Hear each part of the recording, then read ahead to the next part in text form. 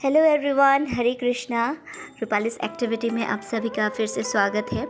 Guys, जैसे कि आप लोग देख सकते हैं यहाँ पे तुलसी मैया को बिठाया गया है, यानी कि आज जो है तुलसी विवाह है, यानी कि तुलसी और भगवान शालिग्राम के साथ विवाह का जो तैयारी है चल रही है। ऊपर जो हमारी भाभी रहती है उन्होंने ये प्रबंध किया है, तो हम आए हैं, मैं और मेरी जेठानी भी आए हैं, तो हम तीनों मिलके ये जो शुभ कार्य है इसमें मदद कर रहे हैं। तो देखिए, हमारी विष्णुप्रिया मणिपुरी में कभी किया नहीं है, लेकिन हाँ, इनका जो कथा है बहुत ही इम्पोर्टेंट है। तो कुछ मुझे पता है, तो मैं आप लोगों के साथ ज़रूर शेयर करना चाहूँगी। हालांकि विवाह कैसे किया जाता है वो मुझे नहीं आता, लेकिन धीरे धीरे करके सीखूँगी तो मैं कर पाऊँगी। फ़िलहाल मैं आप लोगों के साथ कथा शेयर करना चाहूँगी। तो गाइस, जैसे कि आप सबको पता है कि तुलसी पत्र भगवान की पूजा के लिए कितना ज़्यादा इम्पोर्टेंट है। उन तुलसी पत्र के बिना पूजा होती नहीं है। भगवान की पूजा उनके चरण पर तुलसी दल रखते हैं और उनके भोग जो है तुलसी पत्र के बिना होती नहीं है, आप सबको पता ही है। तो आइए चलते हैं, आज तुलसी विवाह के बारे में कुछ जानते हैं, कुछ कथा करते हैं। तो सबसे पहले तो तुलसी मैया कौन है। तो तुलसी मैया का नाम वृंदा देवी है, जो राधा रानी माँ के प्रिय संगिनी है।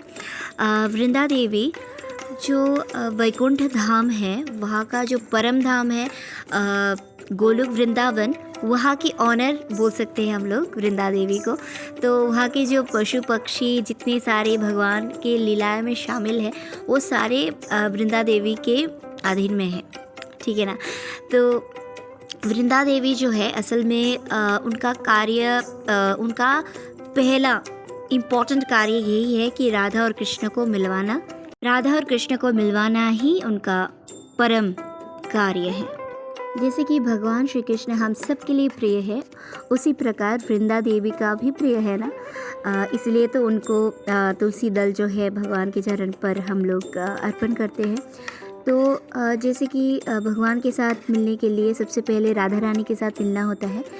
तो एक दिन क्या हुआ कि वृंदा देवी भगवान के साथ भेंट करी, जहाँ पे राधा रानी नहीं थी।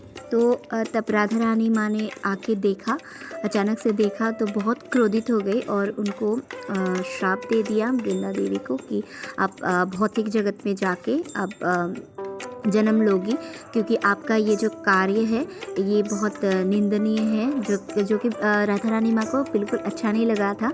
तो इसलिए उनको श्राप दे दिया वृंदा देवी को, जाओ वहाँ पे जाके तप करिए और भगवान का नाम जपिए, और जब आपका पूर्ति होगी तब फिर से यहाँ पे आके लौटना। तो इस प्रकार से उन्होंने श्राप दे दिया और श्राप अनुसार उनको जन्म लेना पड़ा पृथ्वी लोक में। तो उन्होंने एक राक्षस से विवाह की, और वो राक्षस और कोई नहीं है, वो श्रीदामा है, जो कि श्राप के कारण वो जलंधर बना। शंखचूड़ बोलते हैं राक्षस का नाम। तो उन्हीं राक्षस श्रीदामा के साथ विवाह हुई। एक्चुअली वृंदा देवी वो राधा रानी माँ की आंशिक रूप है, और श्रीदामा जो है भगवान के आंशिक रूप है, ऐसा कहा गया। तो तुलसी देवी जो है बहुत ही पतिव्रता थी। तो उनके जो पति हैं यानी कि जलंधर राक्षस सारे देवताओं के साथ हमेशा विजय होते थे और उपद्रव मचा रहे थे। जैसे कि राक्षस कुल में जन्म लिया तो ऑब्वियसली ऐसा होना था। तो जैसे कि तुलसी देवी पतिव्रता थी, तो पतिव्रता के कारण उनको कुछ भी नहीं होगा, क्योंकि उनके पास कवच है, पति के पास कवच है। उनकी वजह से वो ना ही बूढ़ा होगा, ना ही उनका मौत होगी। तो इसलिए पूरा जो देवताएं है भगवान के पास जाके विनती की कि इसका क्या किया जाए, कुछ करिए भगवान, आपके बिना तो कुछ नहीं होगा।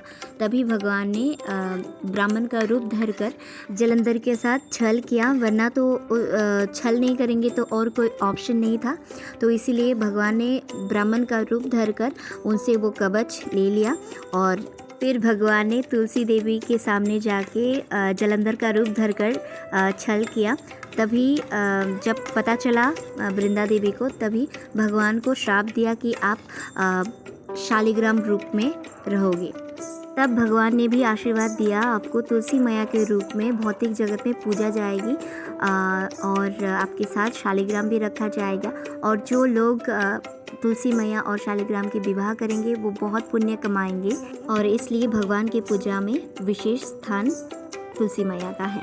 और ये भी कहा जाता है कि तुलसी छूने मात्र से ही पवित्र हो जाते हैं और मरण काल में कोई अगर तुलसी जल पिए तो वो वैकुंठ धाम प्राप्त होते हैं।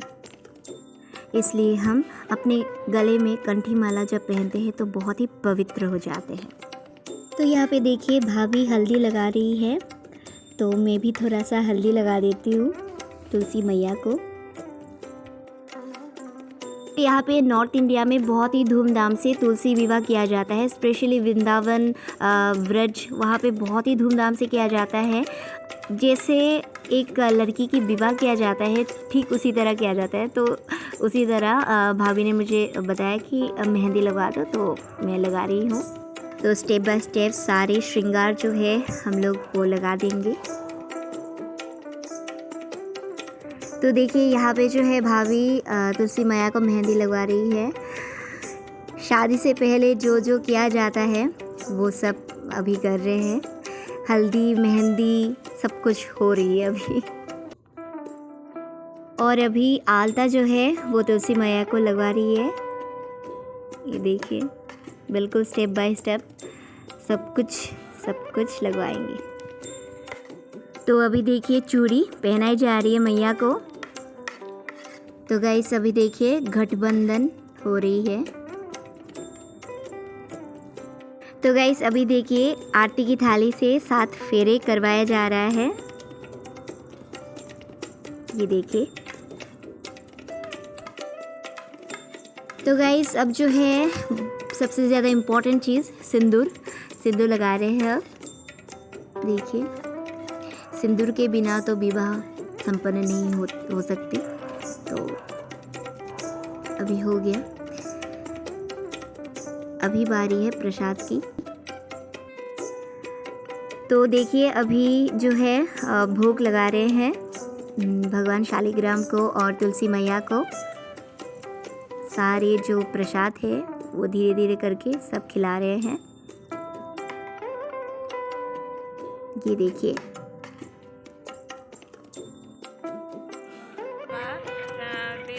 एकादशी को किया जाता है। इसके बाद में सारे मंगल कार्य शुरू हो जाते हैं और इसका बहुत ही पुण्य मिलता है। तो ये कन्यादान करने से, इनको श्रृंगार अर्पण करने से, इनका गठबंधन करने से, इनका विवाह संपन्न कराने से हमें वही पुण्य मिलता है जो एक बेटी की शादी कराने से मिलता है। इसलिए ये बहुत महत्व है।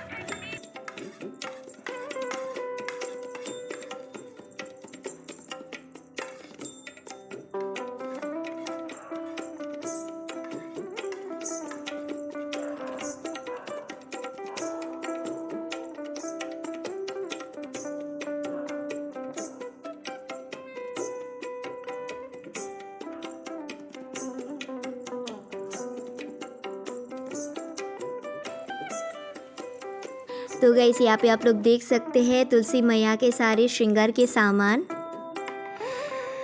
तो गाइस आज की ब्लॉग मैं यहीं पे ख़त्म करती हूँ।